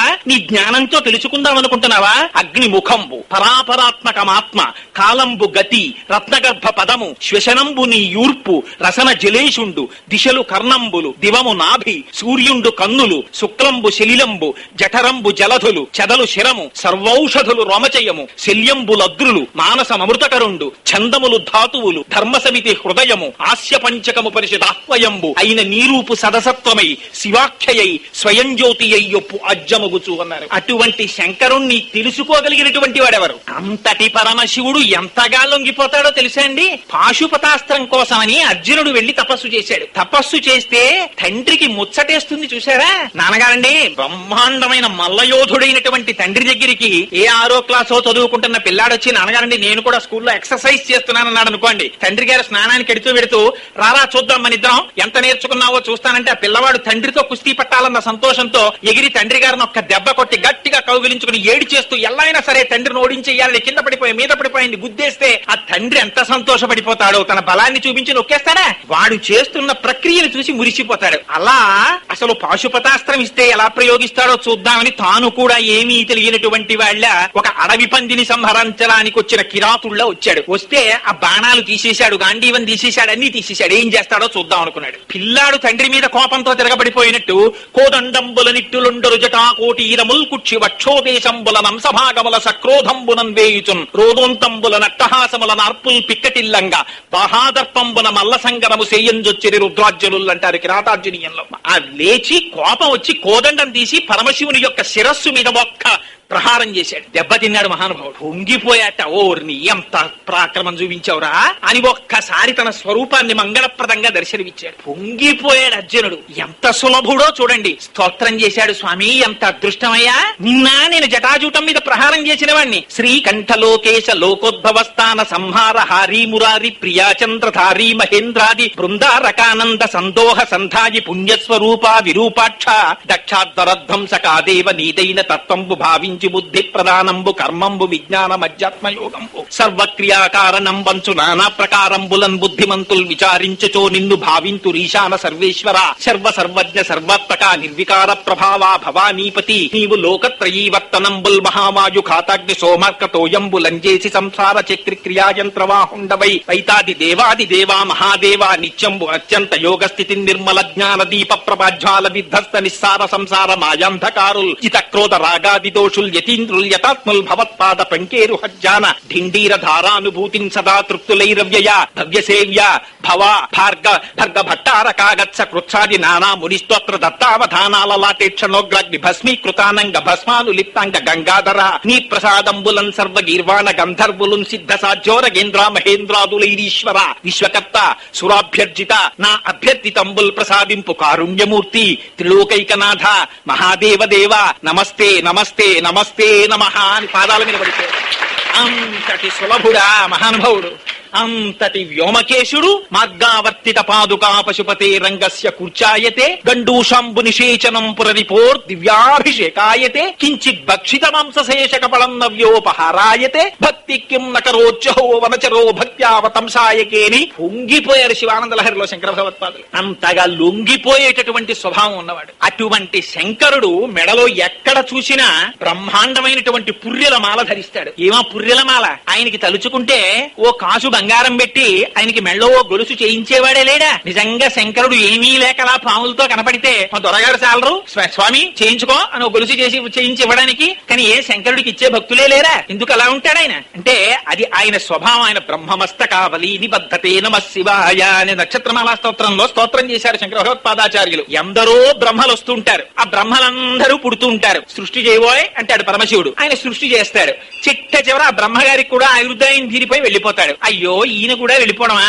బొత్తిగా నేను చెప్తే పాపం వేదాన్ని నమ్ముకుని సృష్టి చేసిన వాడు ఈయన కపాలం కూడా శ్మశానంలో పడిపోవడమే అని తీసి గౌరవంగా మెళ్ళలో పెట్టుకున్నట్టు హారం కింద పెట్టుకుని అలా మెల్లిగా పెరిగిపోయి ఆ బ్రహ్మమస్తకావలి నిబద్ధతే నమః శివాయ ఎంత పెద్ద పుర్రెల మాలై కూర్చుందంటే అదొక పెద్ద హారం. ఎందుకు ఈ పుర్రెల హారం? ఆయనకి చేతకాక వేసుకోలేదు, తన భక్తుడైనటువంటి బ్రహ్మగారిని కటాక్షించడానికి మెళ్ళలో వేసుకున్నాడు. ఇంతమంది బ్రహ్మలు వెళ్ళిపోయారు, ఆయన మాత్రం అలాగే ఉండిపోయాడు. అది శంకరుడు అంటే. అందుకే శంకరుని యొక్క తత్వాన్ని అర్థం చేసుకోవడం ఎవ్వరి తరం కాదు. శివమహాపురాణంలో పార్వతీ కళ్యాణ ఘట్టంలో ఒక సందర్భం చెప్తారు. మేనకా హిమవంతులు ఇద్దరు కూడా అంతఃపురంలో గవాక్షంలో నిల్చున్నారు. మేనకాదేవి అప్పటి వరకు అల్లుడిని చూడలేదు. అడిగింది నారదుణ్ణి పక్కన పెట్టుకుని, మా అల్లుడు ఎలా ఉంటాడు చూపించు, మా అమ్మాయి చాలా అందగత్తె పార్వతీదేవి ఉంది. అమ్మా చూడు అదిగో శివ కళ్యాణానికి ఎక్కడెక్కడి వాళ్ళు వచ్చేస్తున్నారో చూడండి అమ్మా అన్నారు. ఆయన వెంట రారండి మహానుభావుడు పరమశివుడు అంటే సామాన్యుడా? ఇచ్చాయ త్రిగుణాత్మనే పురజితే కాచ్చాయనీ శ్రేయసే సచ్చాయాజ్య కుటుంబినే మునిమన ప్రత్యక్ష చిన్మూర్తయే మాయా సృష్ట జగత్రయాయ సకలాంనాయాంత సంచారిణే సాయం తాండవ సంభ్రమాయ జితివే శేయం నియం పతిశంభవే అంటారు శంకరులు. అంతటి మహానుభావుడు కదా. యక్ష గంధర్వ కిన్నెర కింపురుష నాగ ఋషి గణములన్నీ కూడా ఆయన వెంట వచ్చేస్తున్నాయి. సమస్త దేవతలు వచ్చేస్తున్నారు. యువతల హిమవంతుడికో ఆయనకి చుట్టాలందరూ ఎవరు? పర్వతానికి చుట్టాలు పర్వతాలే ఉంటారు. అందుకని వెంకటాచలానికి శేషాచలానికి మిగిలినటువంటి పర్వతాలకి బంధుమిత్ర సకుటుంబ సపరివార సమేతంగా రమ్మని ఆయన శుభలేఖలు పంపించాడు. పర్వతాలకి కూతుళ్ళు ఎవరు ఉంటారు? ఆ పర్వతాల మీద ప్రవహించే నదులే ఆయన కూతుళ్ళు. ఆ నదులకి భర్తలు అల్లుళ్ళెవరు? సముద్రాలు. అందుకని పర్వతాల మీద ఉండే వనాలు, అందులో ఉండే మృగాలు, నదులు, సముద్రాలు అన్ని కలిసి ఆడపెళ్లి వారి వైపు వచ్చాయి. మగవెళ్లి వారి వైపు సమస్త భక్త జన సందోహం అంతా బయలుదేరి వచ్చేసింది హిమాలయ పర్వతాల మీదకి. వచ్చేస్తుంటే అదో పెద్ద ప్రొసెషన్. పాపం తెల్లవారుజాము 4 గంటలకి నిలబడింది మేనకాదేవి అంతఃప్రగవాక్షంలో. నారదుణ్ణి పక్కన పెట్టుకుంది. అదిగో వస్తున్నవాడు ఆయనేనా అని అడిగింది. 5 ముఖాలప్పటికి బ్రహ్మగారికి 5 ముఖాలతో వచ్చేస్తున్నాడు మహానుభావుడు. చూసింది ఆయనేనా అని అడిగింది. అబ్బే ఆయన శంకర కింకరుడమ్మా బ్రహ్మ, ఆయన కాదు అంటే అబ్బో ఇంతకన్నా తేజస్సుతో ఉంటాడా మా అల్లుడు అనుకుంది. పాపం ఆయన శిష్యులు, ఆయన గణాలు, ఆయన ఋషులు అందరూ వెళ్ళిపోయారు ప్రొసెషన్ లో. ఆ వెనకాతలు వచ్చారు. శ్రీ మహావిష్ణువు వచ్చారు. ఆయన సామాన్యుడా? శాంతాకారం భుజగశయనం పద్మనాభం సురేశం విశ్వాకారం గగన సదృశం మేఘవర్ణం శుభాంగం లక్ష్మీకాంతం కమలనయనం యోగి హృజ్జానగమ్యం వందే విష్ణుం భవభయహరం సర్వలోకైకనాథం. అంతటి అందగాడు ఆయన వెళ్ళిపోతున్నాడు లక్ష్మీదేవితో కలిసి. నీలతోజిత మధ్యస్థ విద్యుల్లేకే భువాస్వర అని నీలి మేఘం మధ్యలో మెరుపు మెరిస్తే ఎలా ఉంటుందో అలా వెడుతున్నాడు. చూసింది అమ్మవారు. అమ్మవారు ఆ మేనకాదేవి చూసి ఆయనేనా నా అల్లుడంది. కాదమ్మా, వాళ్ళిద్దరికీ భేదం చెప్పడం కష్టం. ఇవన్నీ చుట్టూ ఉండగా జుత్తు విప్పేసుకుని మెళ్ళో పుర్రెలమాలోటేసుకుని దిగంబరుడై కాలభైరవుడు ముందు నడుస్తుంటే తద్దిమిత తయ్యకి తద్దిమిత అని పెద్ద నాట్యం చేసుకుంటూ రోడ్డు మీద వెళ్ళిపోతోందో గుంపు. ఇది ఇప్పుడు నేను కాస్త పాలో పుచ్చుకుంటానులే, ఈ మోకే ఏమిటండి ఆవిడ. ఆయనే మీ అల్లుడు అన్నాడు నారదుడు. అనేటప్పటికి ఆవిడ హడిలిపోయి స్పృహ తప్పి పడిపోయింది. నిన్ను చంపేస్తాను, నేను చచ్చిపోతానంది. మీరు సింహాపురాణం తెరవండి కావాలంటే. పార్వతీదేవి నంది వీడా నీకు అల్లుడు, దీనికోసమే ఇంత తపస్సు, వీడు నా అల్లుడు ఏమిటే, వీలు లేదండి అనేటప్పటికి వెంటనే తన స్వరూపం ఏమిటో చూపించాడు మహానుభావుడు. కోటి సూర్య ప్రతీకాశం సర్వావయవ సుందరం విచిత్రవసనం ఛాదానాభూషణ భూషితం అని నిజంగా ఎంత అందాన్ని ప్రదర్శించాడంటే ఆ రోజున మహానుభావుడు అలా కనపడేటప్పటికీ సుప్రసన్నం సులావణ్యం సుహాసంచ మనోహరం గౌరాభం యుతితం యుక్తం చంద్రరేఖా విభూషితం సూర్యేణ చిత్రితం మూర్ధ్ని చంద్రదండ విరాజితం అని వీళ్ళందరూ గంగా చ యమునా చైవ విధర్తస్మను చామరే అని వెనకాతల గంగా యమున వచ్చి ఉత్తరీయం పట్టుకుని నడుస్తుంటే సూర్యుడు గొడుగు పడితే చంద్రుడు ఆ పక్కన నిలబడి వింజామర వీస్తుంటే కోటి సూర్యుల పగిది నడిచి వెళ్ళిపోతున్నాడు. తెల్లబోయింది మేనకాదేవి. ఏమిటి ఇప్పుడు ఇలా కనబడ్డాడు, ఇప్పుడు ఇలా కనబడుతున్నాడు ఏమిటని. ఎందుకనలాగా త్రికరణ శుద్ధిగా మేనకా హిమవంతులు కన్యాదానం చేసినట్లయితే వాళ్ళకి పునరావృత్తి రహిత శాశ్వత శివ సాయుధ్యము లభిస్తే మహర్షులు తపస్సు చేసుకోవడానికి ఆవాసం ఉండదు కనుక త్రికరణ శుద్ధి వాళ్ళకి లోపించేటట్టుగా చెయ్యమని దేవతాగణములు పరమశివుణ్ణి స్తోత్రం చేసినంత మాత్రం చేత వాళ్ళకి త్రికరణ శుద్ధి లేకుండా ఉండడం కోసం తాను అమంగళమైన రూపంతో కనపడి అలా కన్యాదానం పుచ్చుకుని తాను నిందింపబడ్డాడు తప్ప లోకాల్ని కాపాడిన వాడు పరమశివుడంటే. అంతటి మహానుభావుడైన. అందుకని ఆయన్ని ఎవరు గుర్తించగలరు? ఆయన ఎవరు జ్ఞానం చేత పట్టగలరు? లంపటము నివారింపను సంపద కృప చేయ జయము సంపాదింపన్ సంపెడి వారి వధింపను సొంపారగనికి చెల్లు సోమార్థదరా అంటారు పోతన గారు భాగవతం అష్టమ స్కంధంలో. స్వామి చంపెడి వారిని చంపేవాడైన. ఇందుచేత చంద్రశేఖర చంద్రశేఖర చంద్రశేఖర పాహిమాం చంద్రశేఖర చంద్రశేఖర చంద్రశేఖర రక్షమాం అన్నాడు మార్కండేయుడు. రత్నచానుచరాచలం రజతాద్రిశృంగనికేతనం సింజనీకృత పన్నగేశ్వర అచ్యుతానల సాయకం అనేసరికి ఎవడురా నా స్తోత్రం చేస్తుండగా నా భక్తుడి మీద పాశం వేసిన వాడని ఎడమకాలతో తన్నాడు. వక్షస్థానమంతకస్య కఠినాపస్మార సంవర్ధనం భూభృత్ పర్యటనం నమచ్చురజిర కోటీర సంఘర్షణం కర్మేదం మృదులస్య తావక పదద్వంద్వస్య గౌరీపతే మచ్చేతోమణి పాదుకా విహరణం శంభో సదాంగీకురు.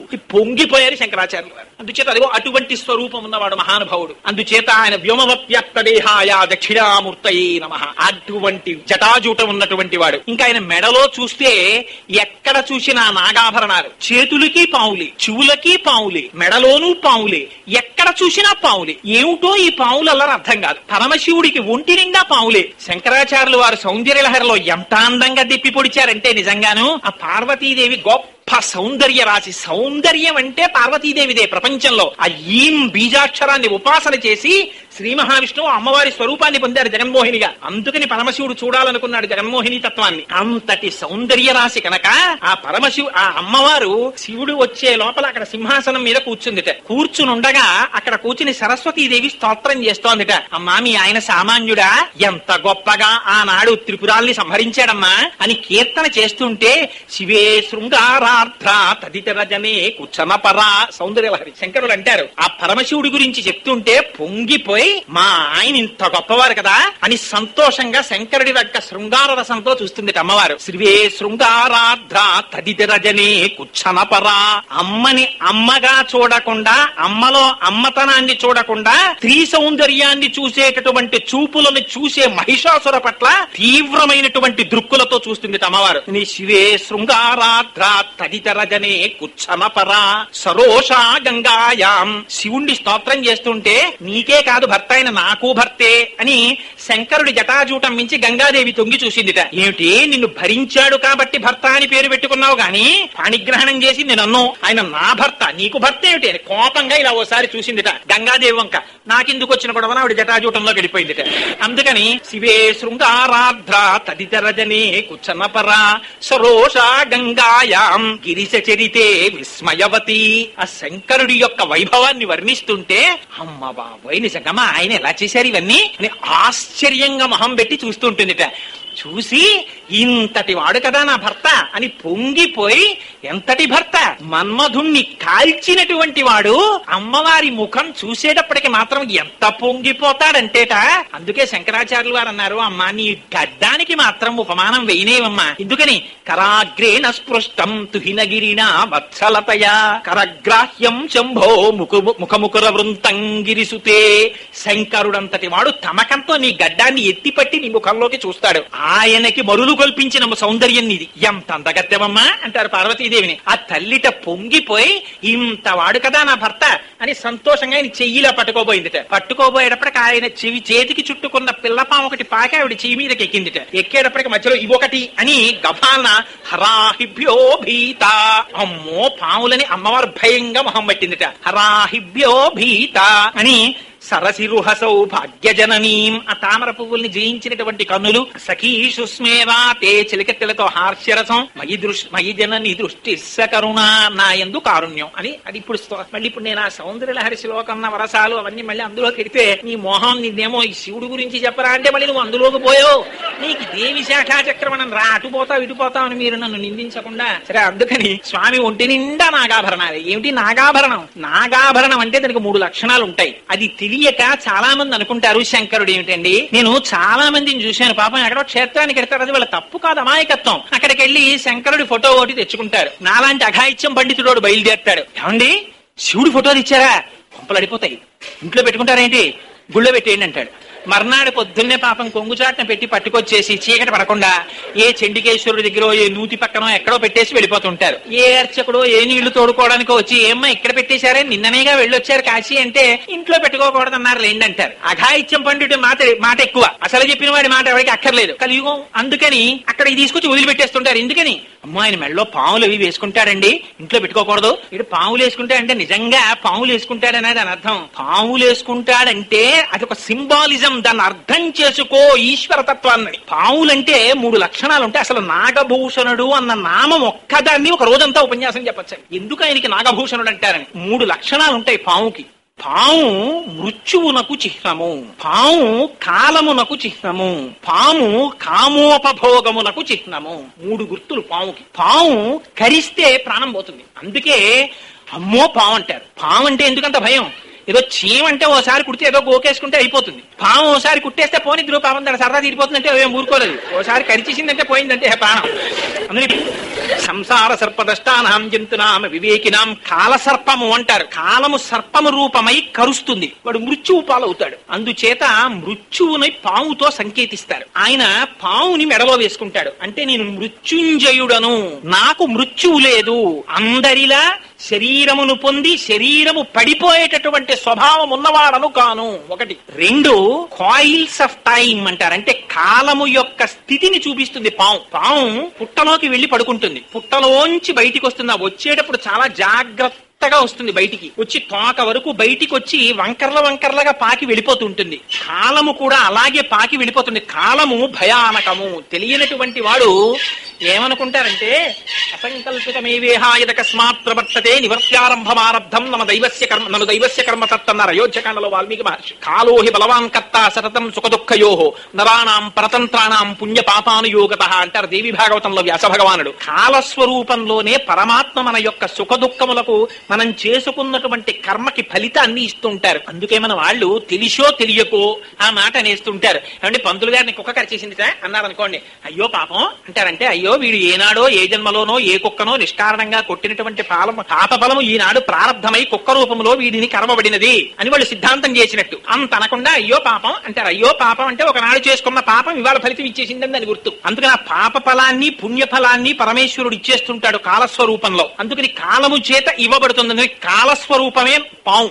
మూడవది కామోపభోగ జీవనము. కుండలిని అని మనకు ఒకటి ఉంటుంది, అది శ్రీ విద్యా సాంప్రదాయం. ఆ మూలాధార చక్రం దగ్గర చుట్టుకుని పడుకుంటుంది. ఏ bad snake and a good snake అని చంద్రశేఖర పరమాచార్యులు వారు కంచిపీఠంలో ఒకసారి ఉపన్యాసం చేశారు. ఎంత మహోత్కృష్టమైన ప్రసంగం అంటే మీరు చూడండి. విచిత్రం ఏమిటంటే మనకి పాము ప్రధానంగా కనపడేటటువంటిది ప్రతి దేవతకి కనపడుతుంది. విఘ్నేశ్వరుణ్ణి చూడండి, ఆ మొలకి పాము కట్టుకుని ఉంటాడు. శ్రీమన్నారాయణుడు సాక్షాత్తుగా పాము మీద పడుకుంటాడు. పరమశివుడు మెడలో పాములు వేసుకుంటాడు. అసలు నిజంగా వీళ్ళ వెహికల్స్ అన్ని బయట పార్కింగ్ లో పెట్టారనుకోండి, అసలు వాళ్ళ ఇంట్లో హడలెత్తిపోవాలి. ఎందుకో తెలుసా అండి? శంకరుడి వాహనం వృషభం అక్కడ పడుకుందనుకోండి, అమ్మవారి వాహనం పెద్ద పులి లేదా సింహం. ఈ రెండు పక్క పక్కన ఉంటాయా? విఘ్నేశ్వరుడి వాహనం ఎలుక, సుబ్రహ్మణ్యేశ్వర స్వామి వారి వాహనం నెమలి. ఆయనది నాగస్వరూపం కింద చూపిస్తూ ఉంటారు. అసలు నెమలికి పాముకి పడుతుందా?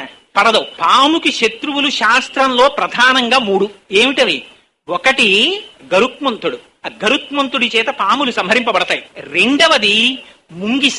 ముంగిస పాముని సంహరిస్తుంది. మూడవది నెమలి. నెమలి పాముని సంహరిస్తుంది. మీరు చూడండి, సుబ్రహ్మణ్యుడు కామము లేనివాడికి కలిగిన కొడుకు, పరమశివ పుత్రుడు సుబ్రహ్మణ్యుడు. మళ్ళీ అదంతా చాలా చిత్రమైన గాథ. అలా ఎందుకు వస్తుంది ఇప్పుడు దాని ఊసు మనకి ఎందుకు గానండి? సుబ్రహ్మణ్యుడు నెమలి మీద కూర్చుంటాడు. ఆ నెమలి మీద కూర్చుంటే కింద పాము ఉంటుంది. అదేట పాము నెమలి శత్రువులు కదా, అలా ఎలా ఉంటాయి? ఆ గరుత్మంతుడు వాహనం బయట ఉంటుంది, శేషుడి మీద ఈయన పడుకుంటాడు. ఆయన్ని చూడగానే ఈ పాము గబగబా చొట్లిప్పేసుకుని పారిపోయి ఎక్కడికో పోవద్దది. దీని మీద పడుకుంటాడు, దాని మీద ఎక్కుతూ ఉంటాడు. వీళ్ళిద్దరికి శత్రుత్వం కాదు. ఏమిటి ఇవన్నీ? నిజంగా అలా ఉంటాయా? తెలిసి తెలియని వాళ్ళు అంటారు, ఏమిటోనండి మీ స్వామి పాము మీద పడుకుంటాడు, పక్షి ఎక్కుతూ ఉంటాడు, ఆ పక్షిని చూసి పాము పారిపోదా? బయట పులి ఆవు ఎలా పడుకుంటాయండి? ఆ ఎద్దుని పులి తినేదా? వీళ్ళిద్దరు లోపల ఎప్పుడు కిటికీలోంచి చూసి హాయ్ హాయ్ అంటుంటారు. ఇవన్నీ నిజమా? అందులో ఉన్న అంతరార్థాన్ని తెలుసుకో. అంటే ఏమిటి దాని అర్థం? మనకున్న కుండలిని శక్తిని కామోపభోగ జీవితము కొరకై వెచ్చించడం అనేటటువంటిది తుచ్చమైన సుఖమును ఆకాంక్షించుట.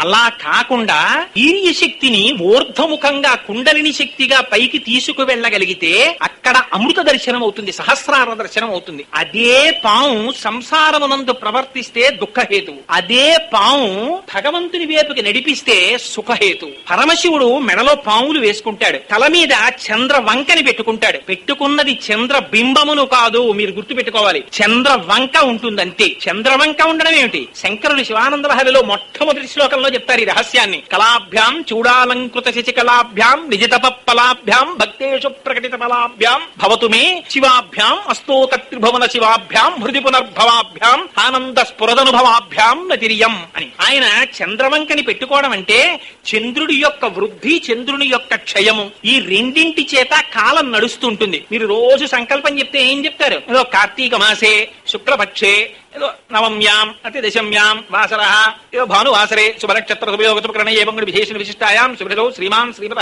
ఏదో సమస్తం చెప్తాం. ఇంకా అందుకని రోజు ఏం చెప్తారు? శుక్లపక్ష కృష్ణపక్షములతో తిథులు చెప్తూ ఉంటారు. శుక్లపక్ష కృష్ణపక్ష రూపంలో కాలం నడిచి వెళ్ళిపోతోంది. ఆ నడిచి వెళ్ళిపోతున్నటువంటి కాలం ఏం చేస్తుంది? ఒకనాడు ఆ కాలమే మనని గ్రసిస్తుంది. మహాగ్రాస అని పేరు అమ్మవారికి. అందుకే అమ్మవారికి నకులి అని పేరు. లలితా సహస్రనామంలో అమ్మవారికో నామం ఉంది, మంత్రిని న్యస్తరాజ్యధూహు అని. మంత్రిని అమ్మవారికి నకులి అని మంత్రి. నకులి అంటే మొసలి, ముంగిస. ముంగిస పాముకి శత్రువు. అంటే ఏమిటి? అమ్మవారు కుండలిని శక్తిని వృద్ధి చేస్తుంది. అందుకని నకులీదేవి అని పేరు అమ్మవారికి. ఆ మంత్రికి, ఆ మంత్రినికి రాజ్యభారం ఇచ్చి తను భక్తుల్ని కాపాడుతుంటుంది అమ్మవారు. సరే, అందుచేత శంకరుడి మాత్రం చంద్రవంకని ఇక్కడ ధరించాడు. 15 కళలు ఎక్కడి నుంచి వస్తాయో, 15 కళలు ఎందులోకి వెళ్ళిపోతాయో, ఆ 15 కళలని ఇచ్చి 15 కళలని పుచ్చుకునే 16వ కళ శంకరుని యొక్క జటాజూటమునందు ఉంది. అది అమ్మవారు అయ్యవారు ఇద్దరి యొక్క జటాజూటముల మీద ఉంటుంది, కిరీటం మీద. అంటే ఏమిటి?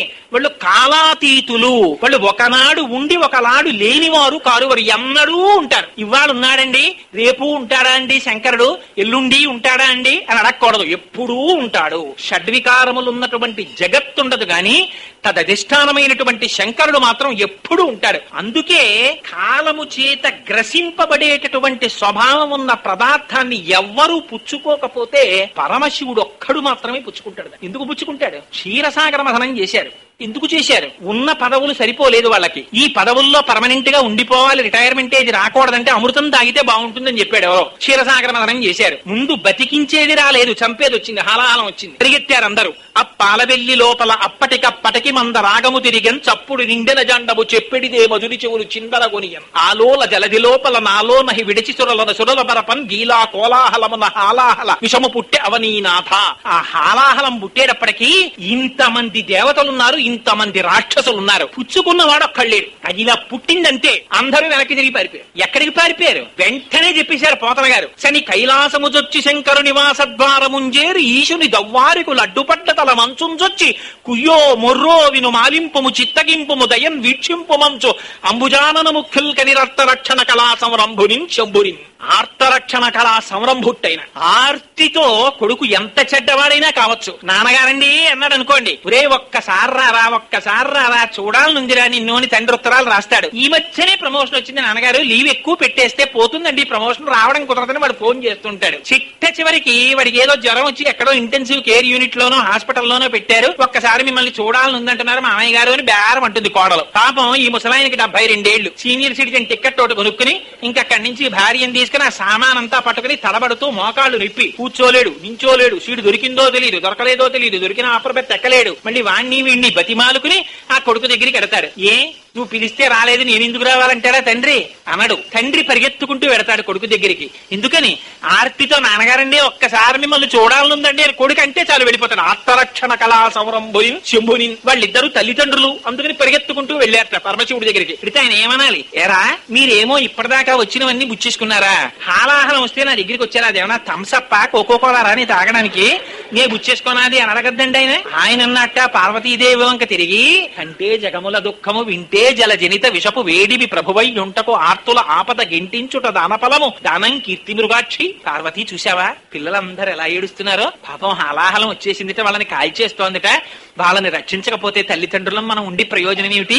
రిటైర్ అయిపోయి ఎప్పుడన్నా ఆపద వస్తుందేమో, అనారోగ్యం వస్తుందేమో, హాస్పిటల్ ఖర్చు కానీ ఈయన 2 లక్షలు దాచుకుంటాడు బ్యాంకులో. వాడు ఉన్నదంతా మన్నన చేసేసి నాన్నగారండో వెరికాకేస్తాడు. ఇప్పుడు ఉన్న దాంట్లోంచి వాడు 70,000 తీసి కొడుకు ఇచ్చేస్తుంటాడు. అంటే ఇది నేను ఎవరో ఒకరిని ఉద్దేశించి అంటున్న మాట కాదు సుమండి, అంటే తండ్రి యొక్క ఆర్తిని చెప్పడానికి చెప్తున్నాను. అందుకని పాపం ఆ పిల్లల్ని రక్షించడం కోసం తల్లిదండ్రుల ఆర్తి అటువంటిది. అందుకని ఆవిడతో ఆయన అంటాడు, ఆవిడ అంటుంది మీరు ఇలా ఇచ్చుకుంటూ వెళ్ళిపోతే రేపు పొద్దున మన చూసేవాళ్ళు ఎవరండి అంటుంది. అలా అనకు, పిల్లలకు కాకపోతే ఎవరికి మన కోసమా ఈ డబ్బంతా మూట కట్టుకుపోతామా అంటాడు పాపం. అలా ఆయన చూడండి ఆవిడని బతిమాలుతున్నాడు. పిల్లలు ఎలా ఏడుస్తున్నారో చూడు పార్వతి, పుచ్చేసుకోవద్దు, పుట్టింటి వైపు నుంచి నెరుక్కొచ్చాడు చూడండి. ఏమిటి ఈ హాలాహలం దాగేయడానికి? హరిమది ఆనందించిన హరినాక్షి జగంబులెల్ల ఆనందించును, హరియును జగములు మెచ్చక గరళము వారించుటొప్పు కమలదలాక్షి. పాపం మీ అన్నయ్య నారాయణుడు స్థితికారుడు, ఆయన ఈ లోకములన్నింటినీ రక్షించాలి. తెలిసి తెలియని వాళ్ళకి శివకేశవ భేదం గాని అసలు వాళ్ళిద్దరే ఎప్పుడూ భేదం ఉండదు వాళ్ళకి. అందుకని మీ అన్నయ్య నొచ్చుకుంటాడు ఈ లోకములన్నీ పాడైపోతే. అందుకని ఆయన మనసు సంతోషించేటట్టుగా ఆ హాలాహలం పుచ్చేసుకుంటాను పార్వతి అని నువ్వు బెంగపెట్టుకుంటున్నావేమో, నేనేమైనా అయిపోతానేమోనని. రక్షింతు ప్రాణికోట్లను వీక్షింపుముని నేడుచు వికచాబ్జముఖి. దీన్ని కిస్మిస్ పండు నోట్లో పెట్టుకున్నట్టుగా పెట్టేసుకుంటాను ఈ హాలాహలాన్ని. అంటే ఆవిడందిట మీ ఇష్టం ఎలా చేస్తే అలా చేసుకోండి అందిట. అంటే ఇది విన్నారండి పరీక్ష దీని అన్నారు. ఏమిటో సుఖమహర్షి మీరు ఇంత భాగవతం చెప్పారు బాగుంది గాని బుద్ధిగా ఎంత పనికి మాలిన భర్త అయినా అందున జగత్తుకి అంతటికి తల్లి కదా అమ్మవారు, భర్త హాలాహలం తాగేస్తానంటే ఎంత విసుగ్గా ఉంటే మాత్రం మీ ఇష్టం వచ్చినట్టు చేసుకోండి అంటుందా? అదేమిటండి బుద్ధుందా లేదా? హాలాహలం తాగడం ఏంటి మీరు? నా మంగళసూత్రాలు నాకెక్కువ, నా పసుపు కుంకాలు మీరు తాగితే ఒప్పుకొనసమండి, తలుపులు తాళాలు వేసేయద్దు ఏమిటి అలా అంది ఏమిటండి అని అడిగారు. అడిగితే మహానుభావులు పోతన గారి ట్రాన్స్లేషనే ట్రాన్స్లేషను ఆయన నమ్ముకున్నారు పరమాత్మని, అందుకు పడ్డాయి ఆ మాటలు. బ్రింగిడివాడు విభుండని బ్రింగిడిదియు గరళమనియు మేలని ప్రజకు మింగమని సర్వమంగళ మంగళ సూత్రం మునెంత మది నమ్మినదో. ఆవిడ సర్వమంగళ భార్య అయ్యుండగా భర్తకి ఉపద్రవం వస్తుందా? మంగళ సూత్రాన్ని ఎంత నమ్మిందోనయ్యా. అందుకు తాగేమంది. ఆవిడకి భయం ఏమిటి? తాగేశారు పరమాత్మ. అది కూడా ఎలా తాగేశాట? ఆయన ఏం భయపడలేదుట. బిక్కులాడుతూ అయ్యో తాగుతానని బాగుండదని చెప్పి దాన్ని ఏం పుచ్చుకోవడం కాదుట. తన చుట్టూ సురసంఘములు జయ జయధ్వానంబులను బొబ్బిడన్ ఘనగంభీరతమంబుతో శివుడు లోకద్రోహి హుంపోకు రమ్మని కెంగేల తమల్చి కూర్చి కడిగానంకించి జంబూపలంబుల సర్వంకషమున్ మహావిషమునాహారించి హేలాగతి కదలంబారవు పాప పేరు బుడలన్ ఘర్మాంబుజాలంబు పుట్టదు నేత్రంబులు నెర్రబారవు నిజ జూటాచంద్రుడున్ కందడున్ వదనాంబోజము వాడదా విషమును ఆహ్వానించుచో డాయిచో పదిలంబై కడిచేయుచో దిగుచుచో భక్షించుచో మృంగుచో. ఆ ఎదురెళ్ళట రావే హలహలమా అన్నట్ట పిలిచేట, చేత్తో పట్టుకున్నట్ట ముద్ద చేసేట, నేరేడు పండంత చేసి నోట్లో పడేసుకుంటే చంద్రుడు కూడా కందలేదట. మా స్వామిని పట్టుకున్నా మాకేం భయం అన్నది.